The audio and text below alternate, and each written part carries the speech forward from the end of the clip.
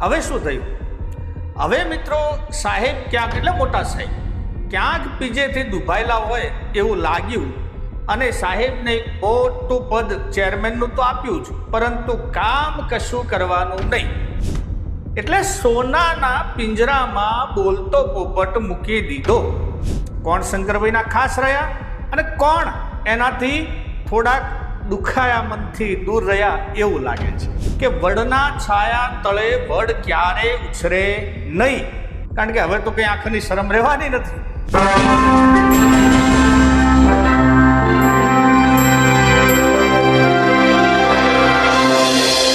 મિત્રો, ઘણા દિવસથી આપણે બનાસ ડેરીનું નામ નહોતા લેતા. આમાં ને એમાં બનાસ ડેરીનું ઇલેક્શન પણ વહી ગયું અને મહેસાણા દૂધસાગર ડેરીનું પણ ચૂંટણી પૂરી. હવે એ સમયે આપણી પણ થોડી વ્યસ્તતાના કારણે આપણે આ વિષયથી થોડાક દૂર રહ્યા, પરંતુ અમુક સમયે અમુક મુદ્દાઓ તો આપણે હવે ફરીથી એના વિશે બોલવાના. પાછા આજે એ જ મુદ્દાઓને થોડાક નવા સ્વરૂપથી આપના સમક્ષ રજૂ કરીએ છીએ. તો નમસ્કાર, હું છું રમેશ ચૌધરીને આપ નિહાળી રહ્યા છો ષડયંત્ર. મિત્રો, આજે વાત કરીએ હમણાં 2 દિવસ પહેલા બનાસ ડેરીના જે એમના વિભાજનને લઈને. વિભાજન એટલે બનાસ ડેરીના ગલબાકાકા ચેરિટેબલ ટ્રસ્ટ અને કોને કોને કયો ચાર્જ અપાણોને આપવા પાછળનું કારણ શું, જેટલા એમના ડિરેક્ટરો છે એમાંથી કોણ વાલા ને કોણ દવાલા રહ્યા, કોણ શંકરભાઈના ખાસ રહ્યા અને કોણ એનાથી થોડાક દુખાયા મનથી દૂર રહ્યા એવું લાગે છે. તો પ્રથમ તો વાત કરીએ કે આ એક ચાર્જ પણો છે દરેકને, એટલે દરેક એટલે એમાં 2, 3, 4 વ્યક્તિઓને અલગ અલગ ચાર્જ આપ્યા. બનાસ ડેરીના અંદર ગલબાકભાઈ નાનજીભાઈ ચેરિટેબલ ટ્રસ્ટ એમનું પણ ત્યાં એક સ્થાન આગવું છે એમના ચેરમેનનું, એટલે એ ચેરમેનના સ્થાનમાં પીજે ચૌધરીની વરણી થઈ છે ચેરમેન તરીકે અને વાઇસ ચેરમેન તરીકે જે.કે. પટેલ છે. બીજી બાજુ પહેલા મિત્રો એવું હતું કે જે આ ટ્રસ્ટનો ચેરમેન બને એ આપણે સૈનિક સ્કૂલ જે ચાલે છે ત્યાં નર્સિંગ સ્કૂલો ચાલે છે, સિવિલનું કામકાજ છે, મેડિકલ કોલેજ છે, આ બધું એ જ કરતા હતા. હવે શું થયું? હવે મિત્રો સાહેબ ક્યાંક એટલે મોટા સાહેબ ક્યાંક પીજેથી દુભાયેલા હોય એવું લાગ્યું અને સાહેબને એક મોટું પદ ચેરમેનનું તો આપ્યું જ, પરંતુ કામ કશું કરવાનું નહીં. એટલે સોનાના પિંજરામાં બોલતો પોપટ મૂકી દીધો, આપણી ભાષામાં વાત કરીએ તો. હવે સાહેબને કરવાનું શું? કઈ નહીં. તો પછી બનાસ મેડિકલનું અને આપણે જે સિવિલ છે એનો ચાર્જ કોને સોંપાણો? મિત્રો, એ ચાર્જ સોંપાણો છે સાહેબના કહ્યા પ્રમાણે આગળ પાછળ ફરતા ભરતભાઈ ચૌધરીને. કારણ શું? આ ચૂંટણીમાં ભરતભાઈ સાહેબના સંપૂર્ણ અક્ષરશ એમના શબ્દોનું પાલન કર્યું હતું. સામે હરિભાઈ આપણા જે જૂના સંસદ હતા એ ચૂંટણી લડવાની તૈયારી દર્શાવી હતી, ત્યારે ભરતભાઈ ફૂલ્લી રીતે તૈયાર હતા. મેન્ડેટ આવે તોય ભલે, ના આવે તોય ભલે, આપણે લડી લેવાનું છે સાહેબના સમર્થનમાં. અને આની એક બક્ષિસ ગણો કે સાહેબને વફાદાર રહ્યા એની ભેટ ગણો, પણ આ એક મોટું પતાસું ભરતભાઈને ચોક્કસ મળ્યું છે.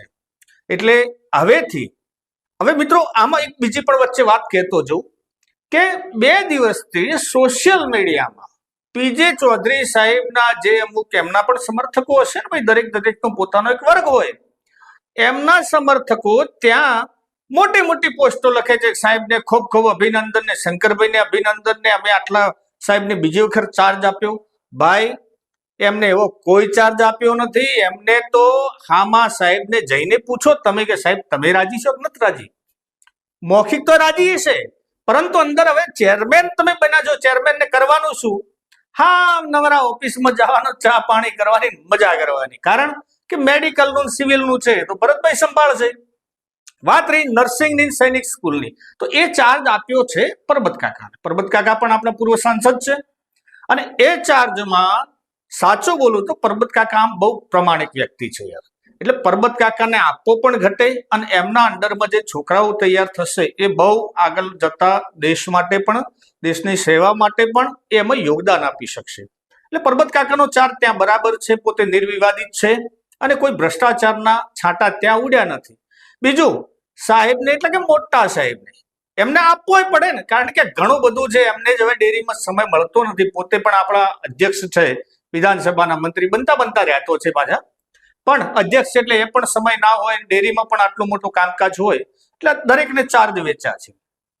ત્રીજો ચાર્જ આપ્યો છે સાહેબના સમર્થનમાં પહેલાથી સાંઠગાંઠ કરીને દાંતાની જે સીટ ઉપર અમૃતજી ઠાકોર ચૂંટણી લડ્યા અને જીત્યા, કારણ કે બીજી બધી તો બિનહરીફો હતી. દાંતાની એક સીટ હતી કે જ્યાં મોરે મોરાની થઈ, પરંતુ સરવાળે અમૃતજીની જીત થઈ, અને એના પણ ભેટ સ્વરૂપે એમને આખા ગલબા કાકા ચેરિટેબલ ટ્રસ્ટના ખજાનચી બનાવ્યા છે. એટલે પૈસાનો વહીવટ આલ્યો છે કે ભાઈ હવે અમૃતજી તમે પૈસાની રેખદેખ રાખો. વાત આવી છે મિત્રો કે પીજે ચૌધરી સાહેબને ક્યાંક મનદુખ થયું હોય એવું તો ચોક્કસ લાગે છે. કારણ શું, એમ પણ શું હોઈ શકે છે મિત્રો? એક બીજી વાત કહેતો જુઓ છો કે જ્યારે ઇલેક્શન હતું ને બનાસ ડેરીનું, ત્યારે પીજે સાહેબે પણ આમ શંકરભાઈને પીજે સાહેબને ક્યારેય આગળ લાવવાના નહોતા. તો ના છૂટ કે ખબર નહીં, પીજે સાહેબે પણ એ પણ ક્યાંક જૂના ખેલાડી તો સાચા જ, એટલે એમને પણ ક્યાંક ઉપરથી સાંઠગાંઠ કરી અને એમનો મેન્ડેટ પાકો કરાયો. આમાં અંદર શું મેન્ડેટમાં શું શરતો થઈ તો એમનું એ જાણે ને એમનું કામ જાણે, પરંતુ એમને મેન્ડેટ મળી ગયો. સામે પણ જે વિનોદભાઈ ચૂંટણી લડવાની વાત કરતા હતા એ પણ સરેન્ડર થઈ, સરવાળે પીજેની ત્યાં જીત થઈ. પરંતુ સાહેબના ના ગમ્યું હોય એવું તો ચોક્કસ લાગે છે. યા તો પછી સાહેબના કામથી રાજી નથી, તો હવે પીજે સાહેબને શું કરવાનું? સાહેબ પીજે સાહેબ કન હજુ એક ખાતું છે. કયું ખબર છે? એક જળ સંચયના જે તળાવો ખોદાયા હતા, આમ તળાવોની માટી ત્યાં પડી છે નથી પડી આપણને ખબર નથી, પરંતુ હવે તળાવોની માટીના જે ઢગલા થયા છે એ હવે ફેદો, નવા તળાવ કરો અને પાછા ઢગલા ફેદો. આટલું કામ એ ગલબા કાકા ચેરિટેબલ ટ્રસ્ટના ચેરમેન સાહેબને વધ્યું છે. હવે આપણે તો એવી આશા રાખીએ કે જેને ચાર્જ સોંપાણો છે એ બહુ સંપૂર્ણ અને સાચા મનથી ત્યાં સેવા કરે. તો સેવા તો કોઈ આ બધા કરવા વાળા તો નથી, હું પેલું તો ઘર હચો છે ને, પરંતુ આપણે સેવા કરીએ એવું ચોક્કસ માનીએ છીએ. અને એક બીજી પણ વાત મિત્રો કહેતો છું, આમ શંકરભાઈ હોય કે ભાજપ હોય કે કોંગ્રેસ હોય કે જિલ્લાનો કોઈ પણ મોટો નેતા હોય, એક કહેવત છે, પ્રકૃતિનો એક નિયમ છે કે વડના છાયા તળે વડ ક્યારે ઉછરે નહીં. કારણ વડ એને ઉછરવા જ ન દે, ત્યાં છાયેલો હોય. એટલે શંકરભાઈ અત્યારે હવે તો 2 જિલ્લા એટલે 2 જિલ્લાના રણી ધણી બોસ છે. ભલે પોતે તો પાટણ જિલ્લાના, પણ તો અહીંયા બોસ છે, તો એ બોસ ના સમકક્ષ અથવા એમના આગળ પાછળ કોઈને જવા દે એ વાતમાં કોઈ માલ નથી. અને શંકરભાઈને મિત્રો કોઈ પણ નેતાને આ લાગુ પડે, દરેક નેતા આ ચાલ રમતા હોય, એટલે પીજેને પણ એમના કદ પ્રમાણે ક્યાંક વેતર્યા હોય એવું આપણને લાગી ચોક્કસ રહ્યું છે. તો મિત્રો આ હતી માહિતી આમ બનાસ ડેરીની. ઘણા દિવસે આપણે મળ્યા છીએ બનાસ ડેરીના મુદ્દાને લઈને, એટલે હવે એમાં પણ હવે તો નવેસરથી ચાલુ તો કરવું પડશે ને, કારણ કે હવે તો કઈ આંખની શરમ રહેવાની નથી. એટલે જોઈએ નજીકના ભવિષ્યમાં શું આપણે એમના વિશે કહી શકીએ છીએ, બોલી શકીએ છીએ, અને કયા કયા મુદ્દાઓને આપણે ન્યાય આપી શકીએ છીએ. તો મિત્રો આ હતો વિડીયો. હવે પ્રથમ તો બીજી પણ એક વાત કરતો છું મિત્રો કે આ મારું નવું સાહસ છે, નવી ઓફિસ છે, નવી ચેનલ છે.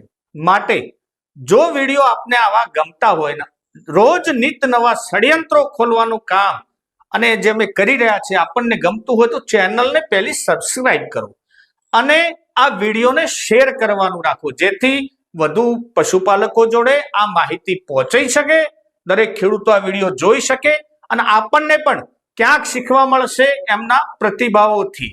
તો મિત્રો વિડીયો ગમે હોય તો લાઈક, શેર અને કોમેન્ટ કરજો, અને હા, ચેનલને સબસ્ક્રાઇબ કરવાનું ભૂલતા નહીં.